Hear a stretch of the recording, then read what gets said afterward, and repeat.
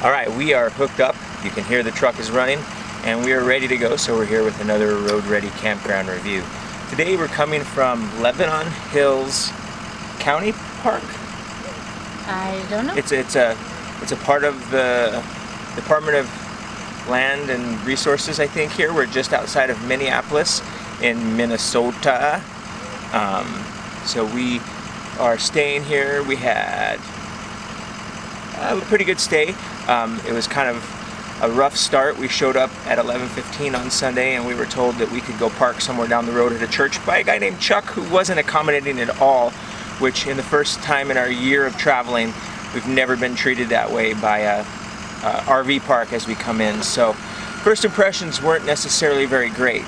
So our spots were open and available, and he said it is illegal to let us move into our spot before 1 o'clock. And then some story about people might come back to dump their tanks after they leave.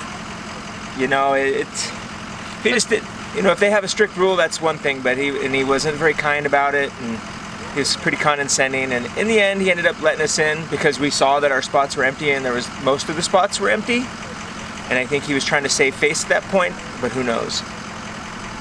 So we really like the area. It's very close to the city. It's about a 10 or 15 minute drive to Mall of America. If you wanted to get to Minneapolis, it was there. There's a whole bunch of different lakes around and biking trails in the park. The campground itself was pretty decent. We had full hookups with 50 amp, no problems with any utilities. We didn't even have to put any blocks under the level. So overall, it was a good spot. It was pretty big. The truck and the camper were there, but we did have to park the van somewhere else. You could hear some road noise from a road nearby. The zoo was about 2 miles away. The zoo's a mile away. Pretty well kept. And one of the things they told us when we checked in is to make sure our slides in our RV aren't over the grass, because they take care of the grass really well, which, you know, with the narrow site, it kind of made it tough to not have anything over the grass. It was $30 a night for full hookups, which is really a pretty good rate. We were camped right by our friends again, so you know, we had neighbors that we liked. We liked it. I would come back here. Definitely would come back. Don't show up early if Chuck is on duty. Just come at 1. The manager of the place was super nice and friendly, though. We asked where to go paddleboarding. At first he said, nope, you can't. It's the wrong time of year. You can't paddleboard.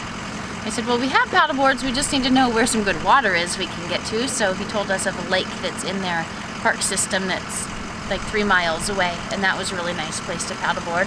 And the park system is huge. Like, there's several areas of the park that you have to leave this park to get to. So there's lots of mountain biking, lots of fishing. You know, there's a couple for board sports or kayaking. So we didn't use the public bathrooms. Our neighbor did, though. He said the water pressure was pretty good. Bathrooms were clean when I went in. Okay.